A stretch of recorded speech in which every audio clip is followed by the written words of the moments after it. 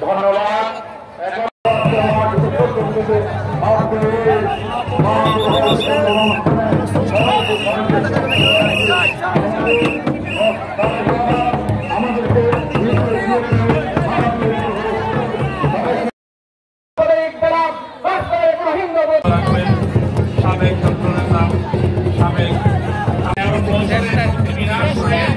সকল ম্যাডামের ভুলে গিয়ে সমৃদ্ধি বাংলাদেশ